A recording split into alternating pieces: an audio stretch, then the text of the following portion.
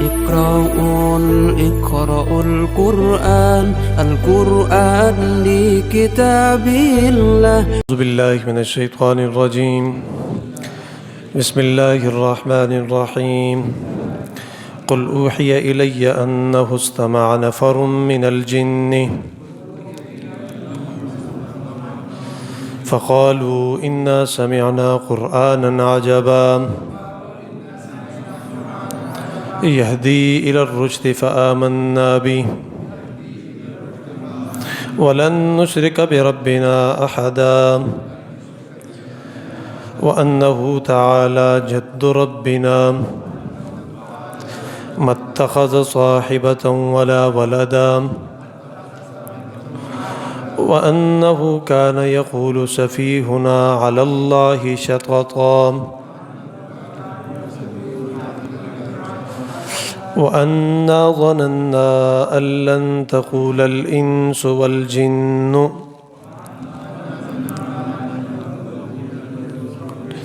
على الله كذبا وأنه كان رجال من الإنس يعوذون برجال من الجن فزادوهم رهقا وأنهم ظنوا كما ظننتم أن لن يبعث الله أحدا وأنا لمسنا السماء فوجدناها ملئت حرسا شديدا وشهبا وأنا كنا نقعد منها مقاعد للسمع فمن يستمع الآن يجد له شهابا رصدا وأنا لا ندري أشر أريد بمن في الأرض أم أراد بهم ربهم رشدا وأنا منا الصالحون ومنا دون ذلك كنا طرائق قددا وأنا ظننا أن لن نعجز الله في الأرض ولن نعجزه هربا وأنا لما سمعنا الهدى آمنا به فمن يؤمن بربه فلا يخاف بخسا ولا رهقا وأنا منا المسلمون ومنا القاسطون فمن أسلم فأولئك تحروا رشدا وأما القاسطون فكانوا لجهنم حطبا وأن لو استقاموا على الطريقة لأسقيناهم ماء غدقا لنفتنهم فيه ومن يعرض عن ذكر ربه يسلكه عذابا صعدا وأن المساجد لله فلا تدعوا مع الله أحدا وأنه لما قام عبد الله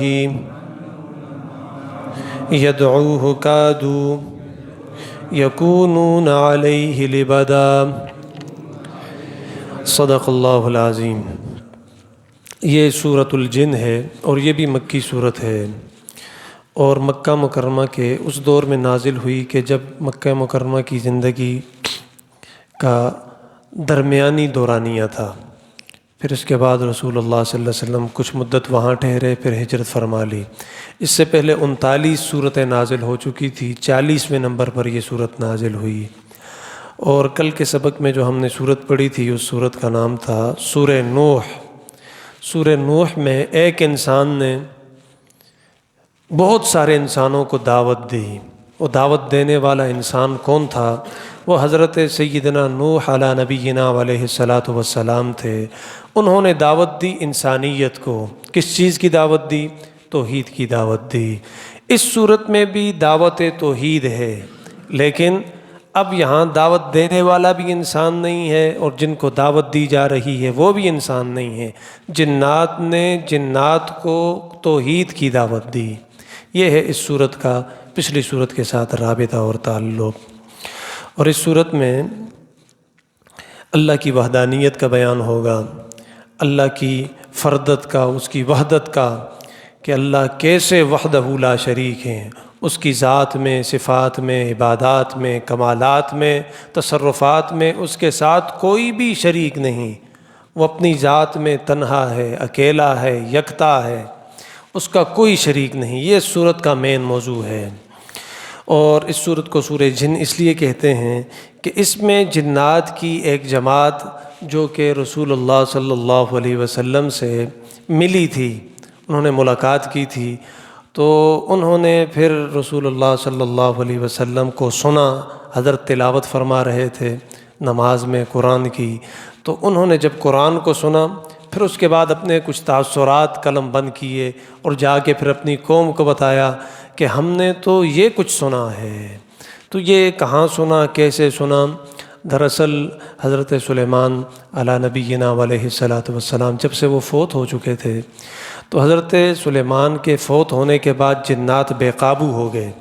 یہ ہم وہاں پڑھ کے آ چکے ہیں سورہ صاد وغیرہ میں، کہ جب تک حضرت سلیمان زندہ تھے تو حضرت سلیمان نے ان کو مسخر کیا ہوا تھا، اللہ نے ان کے لیے مسخر کیا تھا۔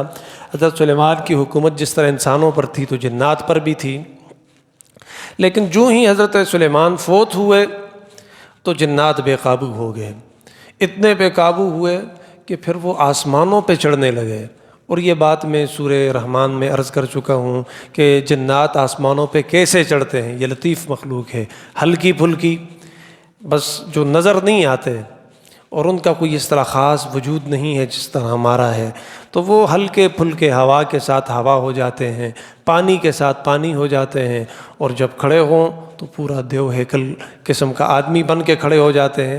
تو یہ لطیف مخلوق ہے، یہ ساری قدرت، قوت، طاقت اللہ نے انہیں عطا کی ہے، اپنی ذات میں وہ کچھ نہیں ہے، اللہ نے انہیں اس طرح کا جسم دیا ہے۔ تو پھر یہ آسمانوں میں چڑھ جایا کرتے تھے۔ پھر آسمان میں اللہ جو امور سونپتے ہیں، حکم حوالہ کرتے ہیں فرشتوں کو کہ فلاں فرشتے بارش برسا دو، ہواؤں والے فرشتوں ہوائیں چلا دو، دریاؤں والے فرشتوں دریاؤں میں طغیانی برپا کر دو، رزق والے فرشتوں رزق دے دو، اور مارنے والے فرشتوں فلاں کو موت دے دو۔ تو یہ وہاں سے سن کے نیچے آ جاتے تھے، اور نیچے آ کے پھر انسانوں میں جو کاہن وغیرہ ہوتے ان کو آ کے بتا دیتے کہ فلاں شخص مرنے والا ہے، فلاں جگہ پہ طوفان آنے والا ہے، طغیانی آنے والی ہے، ہواؤں کا سلسلہ چلنے والا ہے، یہ ہونے والا ہے اور وہ ہونے والا ہے۔ تو یہ سلسلہ کافی زمانے تک چلتا رہا۔ تفاسیر میں لکھا ہے 500 سال، اور بعض تفاسیر میں لکھا ہے 700 سال تک یہ سلسلہ چلتا رہا کہ شیاطین، جنات یہ نیچے سے اوپر جاتے، سن کے پھر اوپر سے نیچے آتے، انسانوں کو بتاتے، اور جو انسان ان سے یہ سنتے تھے وہ ان کو خوش رکھتے تھے اور وہ ان کو خوش رکھتے تھے۔ اور یہ بھی ہم پڑھ چکے ہیں کہ جنات کن چیزوں سے خوش ہوتے ہیں اور ان کو کیسے خوش کیا جا سکتا ہے، یہ پہلے ہم پڑھ چکے ہیں۔ تو خیر، لیکن جب حضرت عیسیٰ علی نبینا علیہ الصلاۃ والسلام یہ جب آسمانوں پر اٹھائے گئے، فوت نہیں ہوئے، حضرت عیسیٰ زندہ ہیں، یہ ہمارا عقیدہ ہے، حضرت عیسیٰ زندہ ہیں، آسمانوں پر ہیں، قیامت سے پہلے اتریں گے، پھر دجال کے ساتھ جہاد کریں گے، دجال کو ختم کریں گے، نبی پاک صلی اللہ علیہ وسلم کا امتی بنیں گے، کلمہ پڑھیں گے، پھر فوت ہو جائیں گے، حضرت کی شادی ہوگی، فوت ہونے کے بعد حضرت عیسیٰ جناب نبی کریم صلی اللہ علیہ وسلم کے پہلو میں وہاں پر ان کو دفنا دیا جائے گا، یہ ہمارا عقیدہ ہے۔ خیر، جب حضرت عیسیٰ کو اٹھا دیا گیا آسمانوں پر، تو اس کے بعد شیاطین کا اوپر جانا اب ہلکا ہلکا بند کر دیا گیا، اللہ کی طرف سے ایسے تھا۔ لیکن جب آپ صلی اللہ علیہ وسلم تشریف لائے، یہ تو آپ کو پتہ ہے کہ حضرت عیسیٰ کے بعد جو نبی آئے ہیں وہ میرے اور آپ کے نبی آخر الزمان جناب محمد رسول اللہ صلی اللہ علیہ وسلم ہیں، وہ تشریف لائے ہیں۔ تو جیسے ہی آپ صلی اللہ علیہ وسلم تشریف لائے تو اس کے بعد سے شیاطین کا اوپر جانا اب مکمل طور پر بند ہو چکا۔ سورہ صافات میں یہ ہم پڑھ چکے ہیں۔ اب اگر کوئی شیطان اوپر جاتا ہے تو آگ کا ایک گولہ ان کے پیچھے لگتا ہے، میزائل، اور ایسا پیچھے لگتا ہے کہ انہیں جلا کر چھوڑتا ہے۔ فَأَتْبَعَهُ شِهَابٌ ثَاقِبٌ، ان کا پیچھا کرتا ہے شہاب ثاقب، وہ میزائل، وہ آگ کا گولہ کہ جس کی وجہ سے یہ جل جاتے ہیں، راکھ ہو جاتے ہیں۔ تو شیاطین نے جب یہ دیکھا کہ پہلے ہم جایا کرتے تھے اور 1-2 دن کی بات نہیں، 500 سال، 700 سال، صدیاں گزر گئی، ہمیں کسی نے نہیں روکا، اب ہم اوپر جاتے ہیں تو اوپر کیوں نہیں جا سکتے؟ معاملہ بڑا پیچیدہ تھا۔ ایک آدمی کی بات نہیں تھی، 2 آدمیوں کی بات نہیں تھی، پوری نسل کی بات ہے۔ کوئی جن، کوئی شیطان اوپر نہیں جا سکتا۔ تو شیطانوں نے ایک عالمی کانفرنس بلوائی۔ الجزائر کا ایک شہر ہے نصیبین، وہاں پر یہ کانفرنس ہوئی، سارے شیاطین اور سارے جن وہاں پر اکٹھے ہوئے۔ تو جو صدر جلسہ تھا اس نے کہا کہ پتہ ہے تمہیں میں نے تمہیں کیوں جمع کیا ہے؟ سب کہنے لگے ہمیں نہیں پتہ۔ اس نے کہا کہ تمہیں اس لیے جمع کیا ہے کہ پہلے تم آسمانوں میں جایا کرتے تھے، کوئی روک ٹوک تھی؟ کوئی روکتا تھا تمہیں؟ باتیں سن کے آتے تھے، نیچے بتاتے تھے، اب اوپر جاؤ نا، نہیں جا سکتے نا۔ تو یہ کیا وجہ ہے؟ یہ اجلاس کا ایجنڈا تھا اس کانفرنس کا کہ کیوں ہمیں روک دیا گیا ہے، تو اس کی وجہ تلاش کرو۔ تو وہاں پر ایسا ہوا کہ ایک کمیٹی، ایک کمیشن تشکیل دیا گیا۔ بعض شیاطین کی ڈیوٹی لگائی کہ تم چلے جاؤ مشرق کی طرف، بعض کو کہا کہ مغرب کی طرف، بعض جنات کو کہا کہ شمال کی طرف، بعض کو کہا کہ جنوب کی طرف۔ تو دنیا کے کونے کونے میں تم پھیل جاؤ اور یہ وجہ معلوم کر کے آؤ کہ کیا ایسا ہنگامہ ہوا ہے، نئی بات ہوئی ہے کہ اوپر اب تم جا نہیں سکتے۔ تو شیاطین اور جنات وغیرہ یہ ساری دنیا میں پھیل گئے اور وجہ معلوم کرنے کی کوشش کی۔ تو کچھ شیاطین تھے، جنات تھے، انہیں بھیجا عرب کے علاقے میں۔ عرب بھی تو دنیا کا ایک حصہ ہے نا، خطہ ہے زمین کا، وہاں بھیجا۔ تو انہوں نے وہاں پر اس کو دیکھا لیکن کچھ نظر نہ آیا۔ تو کرتے کرتے انہوں نے ایک مرتبہ اپنا گزر کیا طائف سے، آپ صلی اللہ طائف سے پھر جب آتے ہوئے وادی نحلہ، یہ ایک جگہ ہے جو مکہ اور طائف کے درمیان میں ہے۔ طائف مکہ مکرمہ سے ہے، لوگ وہاں احرام کی نیت بھی احرام بھی باندھتے ہیں، عمرے کی نیت کر کے پھر نیچے آتے ہیں، میقات ہے۔ تو خیر طائف سے رسول اللہ صلی اللہ علیہ وسلم واپس آ رہے تھے، اور آپ صلی اللہ علیہ وسلم طائف کیوں جا رہے تھے؟ بخاری شریف میں ہے رسول اللہ صلی اللہ علیہ وسلم ہر سال طائف جایا کرتے تھے، وہاں پر ایک منڈی لگتی تھی، عکاظ میلہ ایک لگتا تھا جہاں پر لوگ خرید و فروخت کرتے تھے، بڑے بڑے شعراء، ادباء، خطیب، نقیب لوگ آتے تھے، اپنے اپنے کلام پیش کرتے تھے، جس طرح ہمارے ہاں میلے ہوتے ہیں، شوز ہوتے ہیں۔ تو ایک بازار لگتا تھا، تو رسول اللہ صلی اللہ علیہ وسلم بھی اس میں اپنا سودا بیچنے جاتے تھے۔ حضرت کا سودا کیا تھا کہ لوگوں کہہ دو لا الہ الا اللہ، کامیاب ہو جاؤ گے، قولوا لا الہ الا اللہ تفلحون، کامیاب ہو جاؤ گے۔ یہ رسول اللہ صلی اللہ علیہ وسلم کا سودا تھا۔ آپ یہ بیچنے کے لیے جاتے تھے، یہ بات کہنے کے لیے، توحید کی دعوت دینے کے لیے۔ تو خیر آپ صلی اللہ علیہ وسلم وہاں سے میلے سے ہوتے ہوئے واپس آئے، ساتھ میں صحابہ بھی تھے آپ کے۔ تو آپ صلی اللہ علیہ وسلم نے وادی نحلہ میں نے آپ کے عرض کر دیا کہ یہ طائف سے آئے اور مکے کو اگر کوئی جائے تو درمیان میں ایک جگہ ہے، یہاں پر آپ نے پڑاؤ ڈالا، رات آ گئی تھی، حضرت نے آرام کیا۔ جب صبح کا وقت ہوا تو آپ صلی اللہ علیہ وسلم اٹھے، آپ کے صحابہ اٹھے۔ بعض روایات میں ہے کہ آپ کے ساتھ پوری ٹھیک ٹھاک جماعت تھی صحابہ کی، اور اکثر روایات میں ہے کہ آپ صلی اللہ علیہ وسلم کے ساتھ صرف 2 صحابہ تھے، ایک حضرت بلال رضی اللہ تعالیٰ عنہ اور دوسرے حضرت زید بن حارثہ رضی اللہ تعالیٰ عنہ۔ تو خیر 3 آدمیوں کو بھی جماعت کہا جاتا ہے۔ تو آپ صلی اللہ علیہ وسلم نے جماعت کرائی فجر کی، اور فجر کی جماعت میں آپ صلی اللہ علیہ وسلم نے قرآن کی تلاوت کی۔ تو یہ جنات کی جماعت جو اس کی تلاش میں تھے کہ کیا کوئی ایسا نیا ہنگامہ ہوا ہے کہ ہم اوپر نہیں جا سکتے، جب ان کا گزر رسول اللہ صلی اللہ علیہ وسلم کے پاس سے ہوا، حضرت تلاوت کر رہے تھے، تو انہوں نے کہا کہ یہ ہے نا وہ بات، اس سے پہلے تو ہم نے ایسا کلام نہیں سنا، ایسی باتیں نہیں سنی، یہ اللہ کی وحی ہو سکتی ہے، اس کے علاوہ کوئی اور چیز نہیں ہو سکتی۔ تو یہ نیا کام ہوا ہے، یہ ہنگامہ ہوا ہے کہ جس کی وجہ سے ہم اب اوپر نہیں جا سکتے۔ اب اگر ہم اوپر جائیں گے، یہ تو اللہ کی وحی ہے، لوگ اس پیغمبر کے اوپر باتیں کریں گے، اعتراض کریں گے، لوگ کہیں گے کہ شیطان بھی تو نیچے اوپر سے نیچے آتا ہے، تو اگر جبریل آ گیا تو کیا ہوتا ہے؟ تو پھر وہ جبریل کی باتیں، اللہ کی باتیں، وہ قرآن مجید اور آپ صلی اللہ علیہ وسلم پر اترنے والی وحی اور ہمارے بکواسات، خرافات، اس کی پھر کوئی اہمیت نہیں بچے گی۔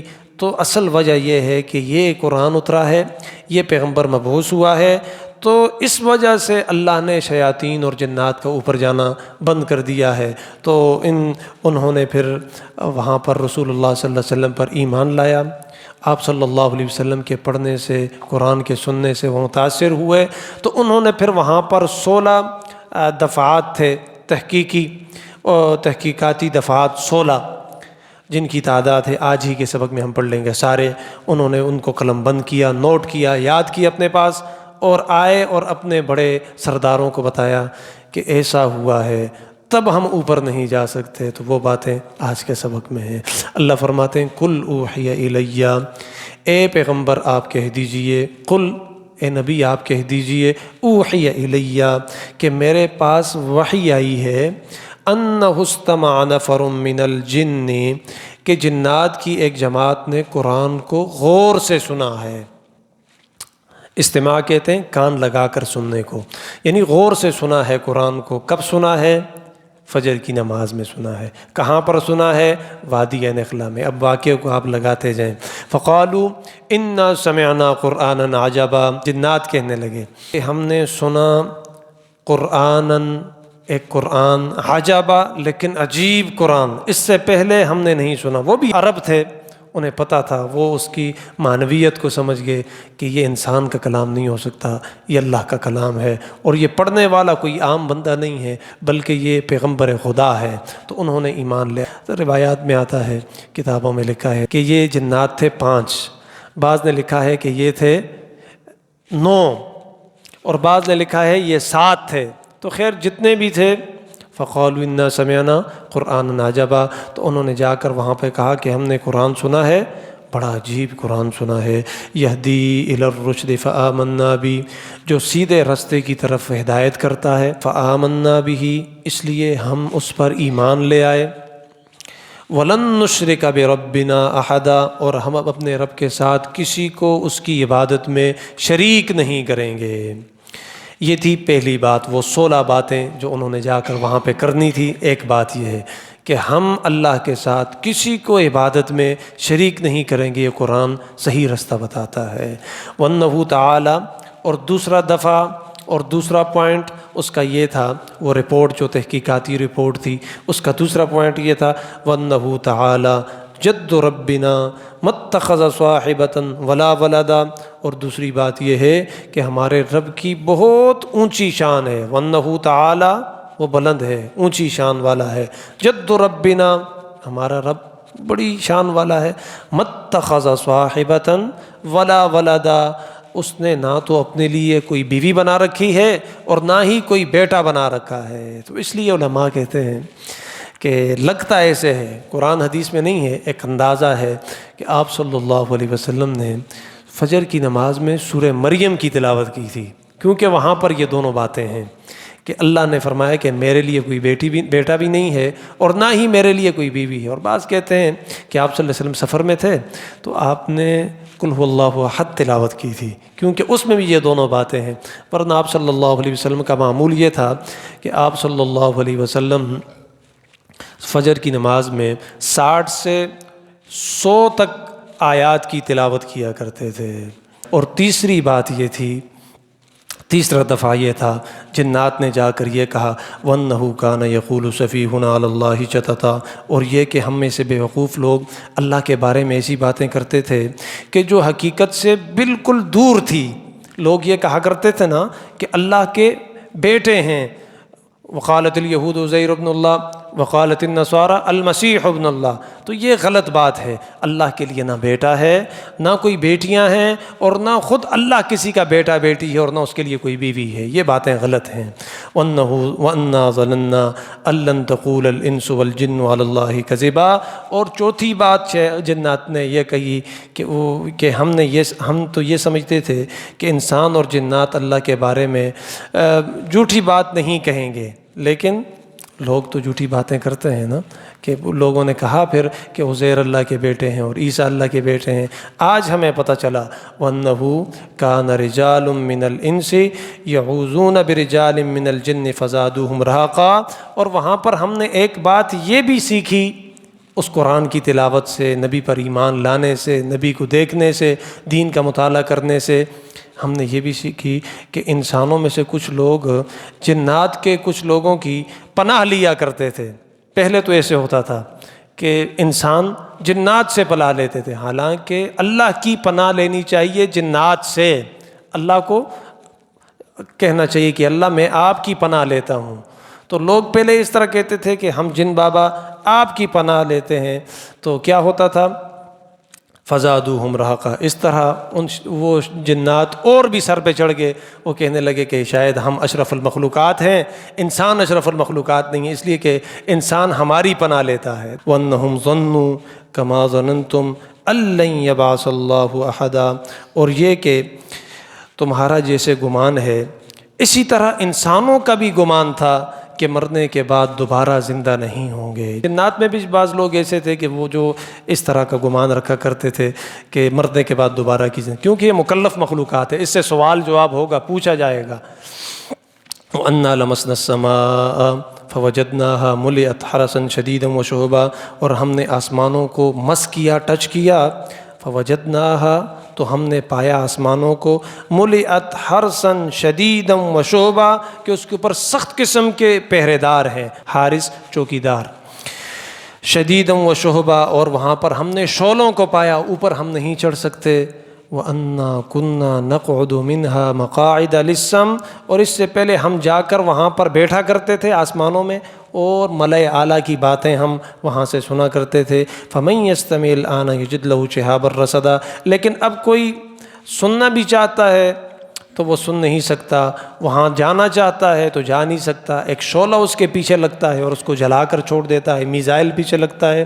وَأَنَّا لَا نَدْرِي، اور یہ کہنے لگے کہ ایک بات یہ بھی ہے، وَأَنَّا لَا نَدْرِي، ہمیں اس بات کا پتہ نہیں، أَشَرٌ أُرِيدَ بِمَنْ فِي الْأَرْضِ أَمْ أَرَادَ بِهِمْ رَبُّهُمْ رَشَدًا، کہ جو زمین پر رہنے والے لوگ ہیں ان کے بارے میں اللہ نے کوئی شر کا فیصلہ کیا ہے، نقصان پہنچانے کا فیصلہ کیا ہے اس نبی کو بھیج کر اور قرآن کو اتار کر، یا ان کو ہدایت دینے کا کوئی فیصلہ کر دیا ہے۔ ہمیں اس بارے میں بھی معلومات نہیں ہے کہ یہ کیا ہو رہا ہے، لیکن ہمارا اوپر جو کچھ جانا تھا نا وہ اس نبی کے آنے کی وجہ سے بند ہو چکا ہے، قرآن کے اترنے کی وجہ سے بند ہو چکا ہے۔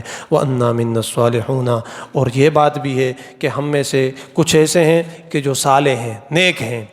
وَمِنَّا دُونَ ذَلِكَ، کچھ ایسے ہیں کہ جو ہم میں سے گنہگار ہیں، جس طرح انسانوں میں سے نیک اور گنہگار ہیں، اور اسی طرح جنات میں سے بھی نیک اور گنہگار ہیں۔ بہت سارے واقعات ہیں اس طرح کہ جنات نیک بھی ہوتے ہیں اور بد بھی ہوتے ہیں، شریر بھی ہوتے ہیں اور پیار کرنے والے بھی ہوتے ہیں، صالح بھی ہوتے ہیں، اچھے بھی ہوتے ہیں۔ روایات میں ایک واقعہ لکھا ہے کہ حضرت عمر فاروق رضی اللہ تعالیٰ عنہ کا زمانہ تھا، حضرت اپنے دفتر میں بیٹھے تھے تو ایک لڑکی آئی بڑی حسین جمیل اور آ کر کہنے لگی کہ اوپر دیکھو۔ حضرت عمر فاروق رضی اللہ تعالیٰ عنہ نے اپنی نگاہیں نیچے کی کیونکہ غیر محرم لڑکی تھی، کہنے لگی کہ دیکھو شریعت میں کوئی شرم نہیں ہے، میں تم سے مسئلہ پوچھنے آئی ہوں، جوان ہوں، صحت مند ہوں اور سب کچھ کر سکتی ہوں، میرا خامن نہیں ہے، خامن مجھ سے گم ہو چکا ہے۔ ایسے شخص کو کہتے ہیں مفقود الخبر، کہ خامن غائب ہو جائے اور کچھ عطا پتہ ہی نہ ہو۔ تو اب مجھے شادی کی ضرورت ہے، تو میری شادی کا انتظام کرواؤ۔ حضرت عمر فاروق رضی اللہ تعالیٰ نے ایک سپاہی کو بلایا کہ سنو اس کا معاملہ، اس کی کسی جگہ پہ شادی کروا دو۔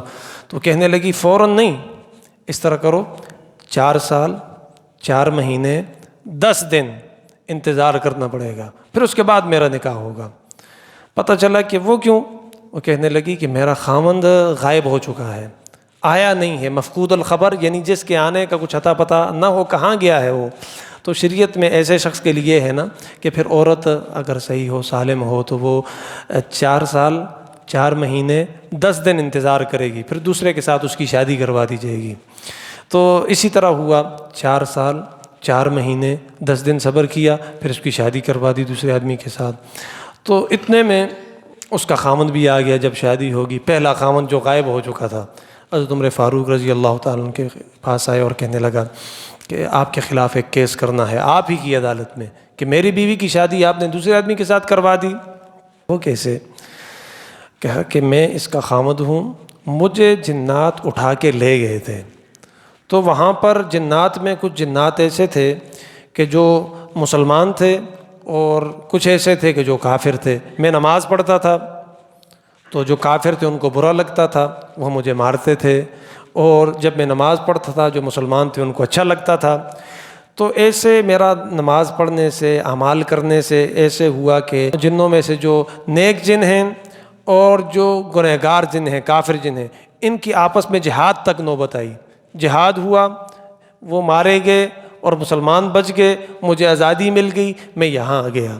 تو حضرت عمر فاروق رضی اللہ تعالیٰ عنہ نے پھر اس کی شادی کروا دی اسی مرد کے ساتھ کہ جو پہلا شوہر تھا. اور مسئلہ بھی یہ ہے کہ جب پہلا شوہر آ جائے پھر عورت کو طلاق ہو جاتی ہے، اور طلاق کے بعد وہ عورت جو ہوتی ہے جو دوسرے آدمی کے نکاح میں تھی، اب دوبارہ یہ پہلے کے نکاح میں ہو جائے گی عدت گزارنے کے بعد، اور یہ عورت دوبارہ سے اپنے اس شوہر کے پاس آ جائے گی. اس کی آسان مثال اس طرح ہے، آسان مثال کہ ایک شخص ہے نا، پانی نہیں ہے، اس نے تیمم کیا. آپ کو پتہ ہے پانی کے نہ ہونے کے وقت تیمم کیا جاتا ہے، لیکن جیسے ہی پانی نظر آ جائے نا تیمم ٹوٹ جاتا ہے، ختم ہو جاتا ہے. تو اس کا اصل خاوند تو آ گیا ہے، تو اب جو نقل خاوند ہے دوسرا خاوند وہ ڈسمس ہو گیا، وہ یہ پہلے خاوند کی ہو گئی. تو یہ مفقود یہ خیر فقہ کا ایک مسئلہ ہے. وَأَنَّا مِنَّا الصَّالِحُونَ وَمِنَّا دُونَ ذَلِكَ. اور یہ کہ ہم میں سے کچھ لوگ ایسے ہیں کہ جو صالح ہیں اور کچھ ایسے ہیں کہ جو صالح نہیں ہیں. كُنَّا طَرَائِقَ قِدَدًا. اور مختلف طریقوں پر اس طرح وہ چلے آ رہے ہیں. وَأَنَّا ظَنَنَّا أَن لَّن نُعْجِزَ اللَّهَ فِي الْأَرْضِ وَلَن نُعْجِزَهُ هَرَبًا. اور ہم یہ بھی سمجھ چکے ہیں کہ کوئی اللہ کو عاجز کر سکتا ہے اور نہ کہیں اور بھاگ کر ہم اس اللہ کو بے بس اور عاجز کر سکتے ہیں. زمین میں بھی اللہ کی حکمرانی ہے اور پوری کائنات میں اللہ کی حکمرانی، اللہ کو کوئی عاجز نہیں کر سکتا. وَأَنَّا لَمَّا سَمِعْنَا الْهُدَىٰ آمَنَّا بِهِ. اور یہ بھی ہے کہ ہم نے ہدایت کی بات سن لی اور ہم اس پر ایمان بھی لے آئے. فَمَن يُؤْمِن بِرَبِّهِ فَلَا يَخَافُ بَخْسًا وَلَا رَهَقًا. پس جو شخص ایمان لے آیا اپنے رب پر، اس کو کسی کمی کا کوئی خوف نہیں ہوگا، ولا رہقا، اور نہ اس پر کوئی زیادتی کی جائے گی. ہم یہ بھی پڑھ کے آ چکے ہیں کہ اسلام بڑا بہترین دین ہے، اس میں عدل ہے، انصاف ہے، سب کچھ ہے. وَأَنَّا مِنَّا الْمُسْلِمُونَ وَمِنَّا الْقَاسِطُونَ. اور ہم میں سے کچھ لوگ مسلمان بھی ہیں، وَمِنَّا الْقَاسِطُونَ، اور کچھ لوگ ظالم بھی ہیں. فَمَنْ أَسْلَمَ فَأُولَٰئِكَ تَحَرَّوْا رَشَدًا. جو لوگ اسلام لا چکے ہیں تو انہوں نے ہدایت کا رستہ اختیار کر لیا ہے، انہیں ہدایت مل چکی ہے. وَأَمَّا الْقَاسِطُونَ، ہاں رہے جو ظالم لوگ، فَكَانُوا لِجَهَنَّمَ خَطَبًا. تو یاد رکھو ان کے لیے جہنم ہے، وہ جہنم کا ایندھن بنیں گے. وَأَن لَّوِ اسْتَقَامُوا عَلَى الطَّرِيقَةِ. اللہ فرماتے ہیں پیغمبر اہل مکہ سے کہہ دو میرے پاس یہ وحی بھی آئی ہے کہ اگر یہ لوگ سیدھے رستے پر سیدھے ہو جائیں گے، لَأَسْقَيْنَاهُمْ، تو ہم انہیں پانی دیں گے. کنہیں؟ اہل مکہ کو. دراصل یہ صورت اس موقع پر نازل ہوئی کہ جب مکہ میں قحط تھا، قحط سالی تھی، پانی وانی نہیں تھا. تو اللہ فرماتے ہیں کہ اگر تم سیدھے رستے پر روانہ ہو گئے نا تو ہم تمہیں پانی دیں گے، وافر پانی، ماء غدقا، یعنی غافر پانی جو تمہیں سیراب کر دے گا. لنفتنہم فی، تاکہ اس کے ذریعے سے تمہیں آزمایا جائے. ومن یعرض عن ذکر ربہ، اور جو شخص اپنی رب کی یاد سے منہ موڑ لے، یسلکہ عذابا صعدا، اللہ پاک اس کو عذاب میں ڈال دیں گے، اور عذاب دن بدن زیادہ ہوتا رہے گا، زیادہ ہوتا رہے گا. وَأَنَّ الْمَسَاجِدَ لِلَّهِ. اور 15ویں بات یہ ہے اس 16 نکاتی تحقیقاتی رپورٹ کی 15ویں بات یہ تھی کہ وَأَنَّ الْمَسَاجِدَ، اور یہ جو مسجدیں ہیں نا، لِلَّهِ، یہ صرف اللہ کی ہیں. اللہ کی مسجدیں ہیں، تو اس لیے مسجد میں اللہ ہی کی باتیں کرنی چاہیے۔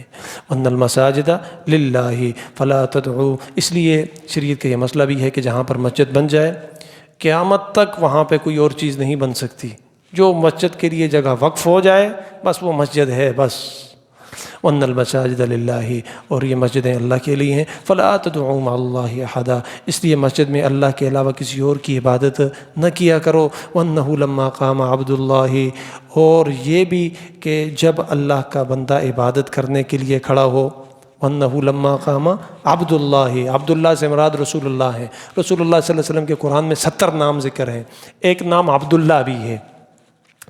وہ یہ بات کہ جب رسول اللہ صلی اللہ علیہ وسلم عبادت کے لیے کھڑے ہوں، یدعوہ کادوا یکونون علیہ لبدا، تو ایسے لگا کہ یہ لوگ آپ صلی اللہ علیہ وسلم پر اس طرح ہجوم بن کے آ رہے ہیں، یعنی آپ جب قرآن کی تلاوت کرتے تھے نا تو لوگ کھچے کھچے آتے تھے۔ تو یہ ساری باتیں ہم نے پڑھ لی تو پتہ یہ چلا کہ اس لیے ہم اوپر نہیں جا سکتے کہ رسول پاک صلی اللہ علیہ وسلم مبعوث ہو چکے ہیں۔ اللہم ربنا آتنا فی الدنیا حسنہ وفی الآخرۃ حسنۃ وقنا عذاب النار، وصلی اللہ تعالی علیہ وآلہ